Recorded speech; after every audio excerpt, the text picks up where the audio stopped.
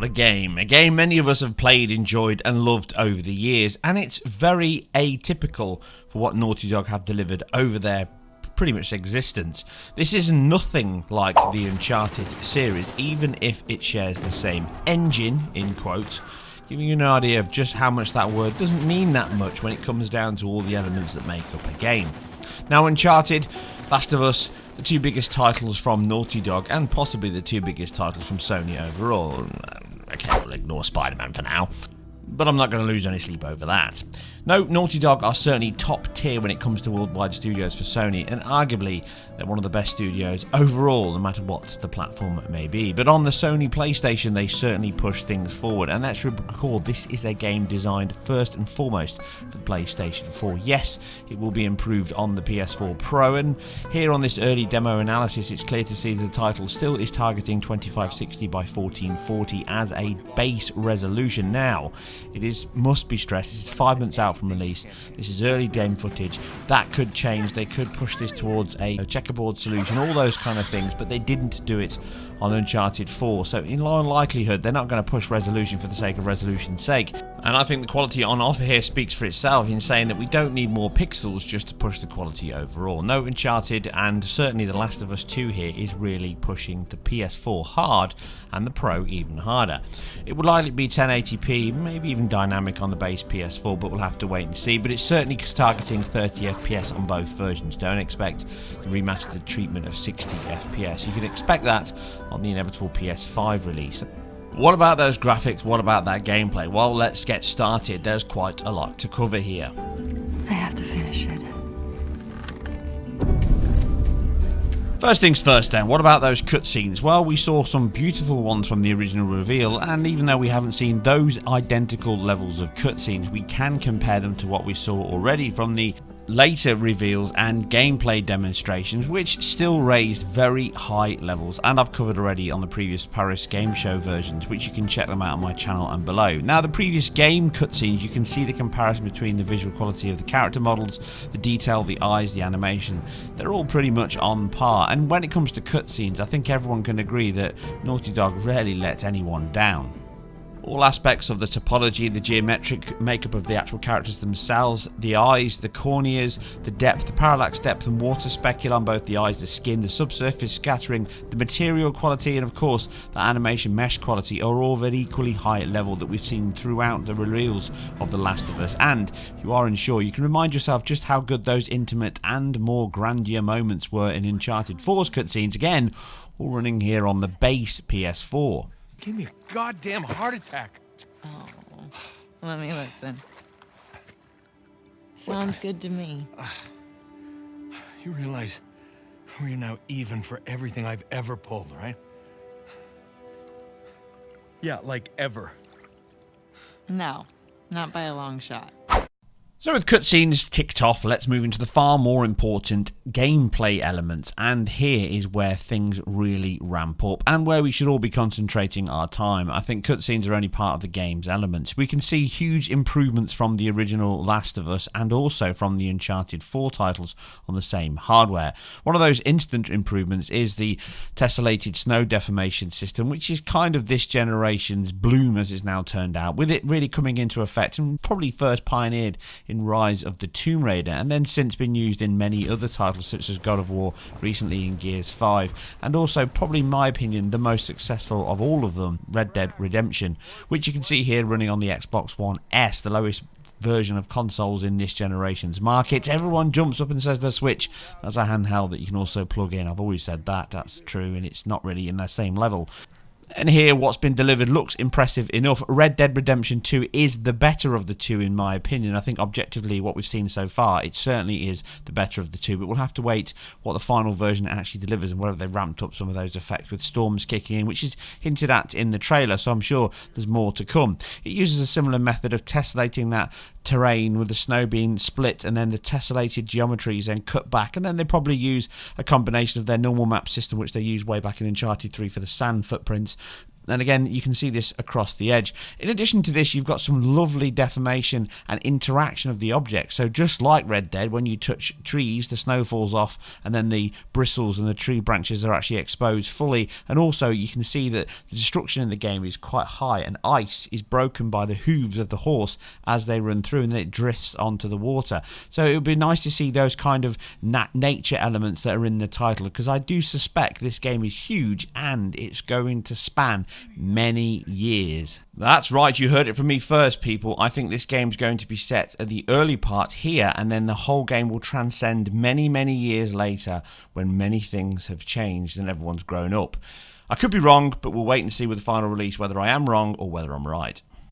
The interaction and the tessellation of the snow continues with areas such as here where Ellie's jumping, she touches the ground, it tessellates, and again when she contacts areas it can actually judder out with that mixture of tessellation and what looks like normal maps on there to try and hide the quality and minimise the amount of impact on the system, which is always a good thing. You can see that kind of delay when a foot touches the snow and then it kind of flicks into the tessellation and the normal map to give that level of depth, which is quite a common technique and it's nothing to be worried about or think it's actually something strange. Again, like I've always said, Naughty Dog always do this. They minimise the amount of impact on the system but maximise the amount of presentation to your enjoyment of the game and the visual impact it delivers. And in the real-time cutscenes and probably some gameplay here from this story trailer, you can see that characters also deform and move the snow around and create little alpha effects and all that disturbance, which is also very good that you, not only yourself but NPCs in the title affect it. There are parts where you can see little boys running across the snow in the cutscene here where they don't actually impact with the snow, but you can't have every single NPC deforming and causing collision detection across the entire scene because it would just bog the entire game down. It's all about balance. Mark your logbooks. You run into anything you can't handle. Ellie!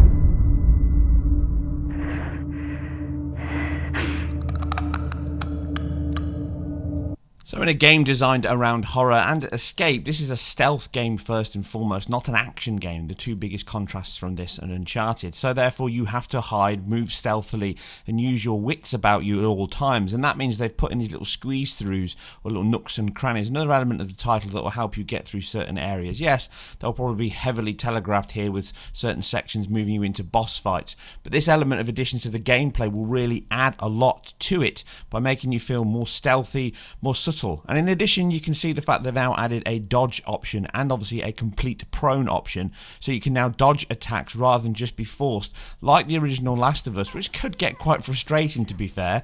When you were in a combat situation, you either had to try and turn and run quickly, or if it was a clicker, then you were doomed to just get your throat bitten out, Lucio Fulci style.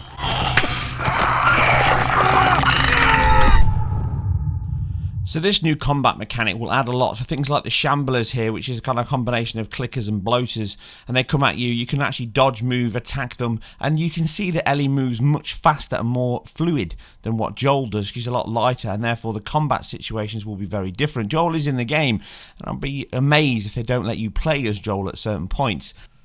But I will stress, whether you play as Joel throughout the entire game and whether he sees the end is up for debate. You think I'd let you do this on your own?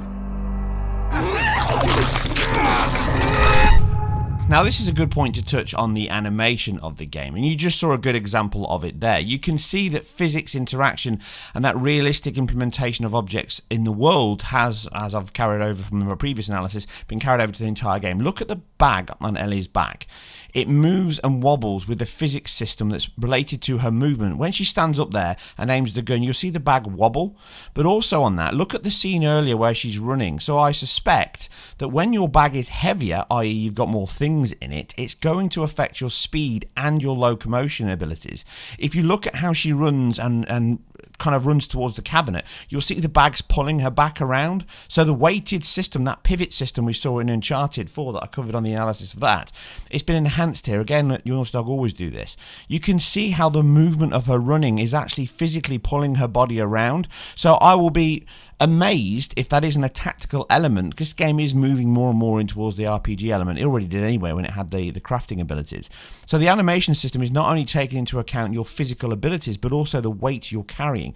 Now again, it could just be an element of animation systems here, and they don't actually add that, but they could do. You can also see here when Ellie throws the Molotov cocktail, it actually has the same technique of flattening the grass as it explodes just there, and that's again taken from Uncharted 4, which I covered in that original analysis. All these things build and build upon each version, and they then get put into the next version of each game, and the engine just improves over time. That's literally how engines and software overall is developed. And talking of improvements, they've also added that to the motion blur of the game. The per object motion blur and both the camera blur is much better than previous versions, as it did suffer from dithering, artifacting and blurring on both the foreground and background, and this was covered in my previous analysis of the E3 2018. There's that banding blurring effect on the per object motion blur. That appears to be completely gone here. They've improved both the detail, the sample rate and obviously the foreground and background occlusion levels, so it's a much cleaner, more crisp version of motion blur across the board, both in object and camera as you move and sway around the world, and this adds a greater level of CGI smoothness and also that believability and smoothness of the frame rate because it is at 30 FPS. Motion blur does help 30 FPS games feel much smoother when you're playing them.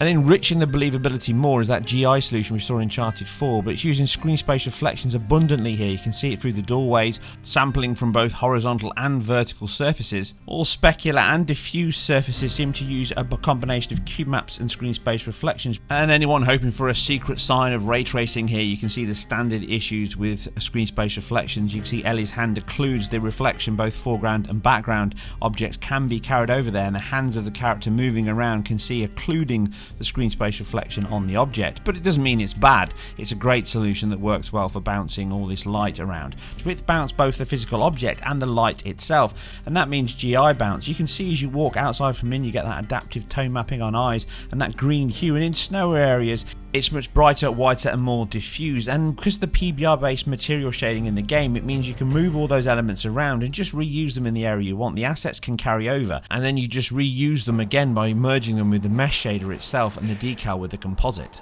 Remember, I don't want to have to shoot you in the face. Oh, that's so sweet.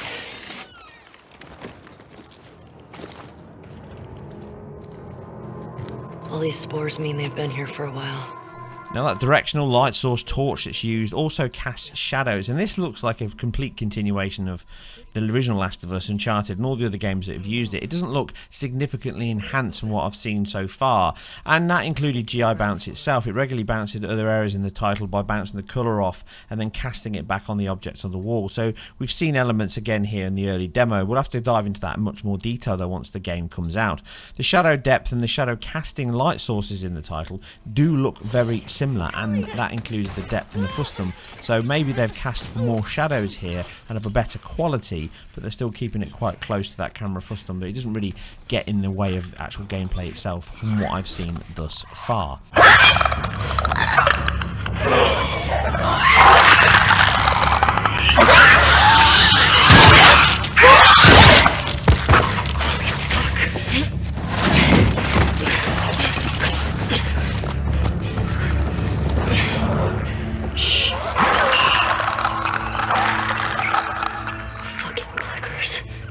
What does add an additional element to the game is the believability of the objects, and I covered this in my E3 2018 demo. As the crazed lunatic from the cult is coming at her with the huge hammer, she's firing these arrows repetitively by pulling them out of the bag, boom, boom, one, and they disappear till she runs out of arrows past the last one that she's got. At this point in the demo, you can see the fact that she starts off with 4 arrows in her bag, but as she works through the demo and picks them up, every time she takes it out, you see her hands reach up, and here you see she picks up the machete, she swaps her hands over, takes the arrow out at the same time she puts the machete in, the machete drops into the bag, and then she loses an arrow. She's now only got 3, and you can see in the actual icons on the bottom right hand side she's got 1 plus 3. As she crawls through, she takes another one out, shoots the arrow, and then she's down to 2. So not only do you need the icon, you could probably turn off all of your GUI here and still know how many weapons or how much ammo you've got left of your arrows, because you can physically see it in the bag. So she's actually removing objects, and this again adds to the fact that it's a decal system that's obviously picking up vertex points on the characters themselves. When you fire arrows into into them, they stick in people. So maybe you can go and retrieve them again physically from the object. And we saw that in the E3 2018 demo where she pulls the arrow out of the guy propped up against the side. So all these additional parts in the game itself are all adding that CPU computation. So if you're sitting there saying, why isn't this 60 FPS? Even though I've gone over all the visual quality in one more area I'll touch in a moment compared to the original Last of Us, the amount of simulation, AI pathfinding, the dogs sniffing, finding you out, all that hunting and the conversational pieces, which was a very big part of the original Last of Us anyway. I've got a separate video coming up on that, so please look forward to that soon. But here, the elements they've added to the title overall in the engine, what they're adding in every single frame, means that 30 FPS is the best you could possibly imagine on the hardware it's being delivered on. Like I say, the PS5 version may have slightly more on offer. What I noticed was quite nice here. There's many points in the title here where you can see that they've used the same animation sets. From the cutscene of the E3 versions that goes into gameplay here, the stabbing of the guy in the throat is exactly the same animation set. At least the character models are different, but this is in-game to a cutscene. But you can see they're using the same rigs and same animation sets, with obviously subtle changes to timing, maybe motion blending, just to extend some of those sequences. But overall, it's the same animation frames as Ellie's face kind of contorts and takes that effort as she sticks it in his jugular and lets him bleed out.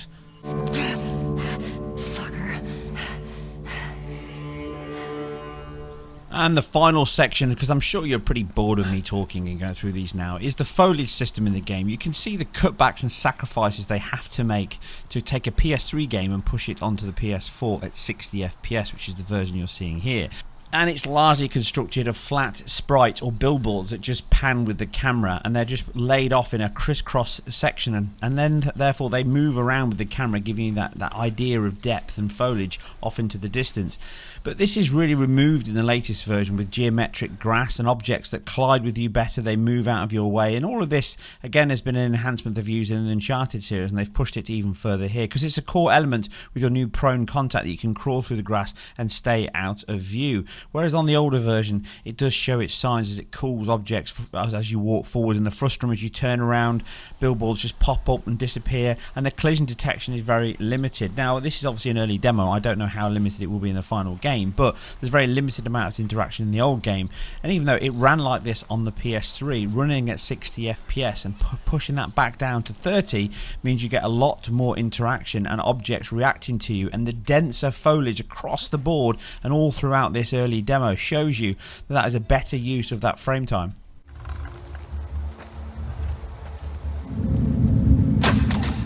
Okay. Anyone got a visual? You might have some. Smell something, boy? We lost another soldier! And I think that's quite enough of me rambling on about The Last of Us for now. It's an impressive looking title, far more than just the visual quality. All of the elements that are coming together in the game, the physics, the action, the animation, all the interaction, and all the scope of that AI processing that will add to the gameplay, which I've got something much more detailed coming up very soon on that. I can't wait to dive in, but for now I'm out. I hope you enjoyed this. If you like this or anything else that I do, please like, subscribe, and all those good things. But I'll see you on the next one.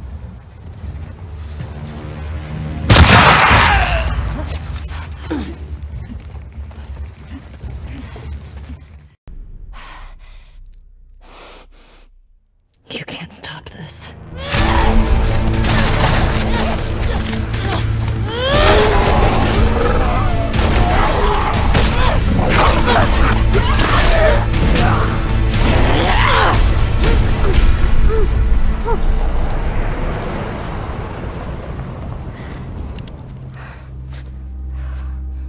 What the hell are you doing here? You think I'd let you do this on your own?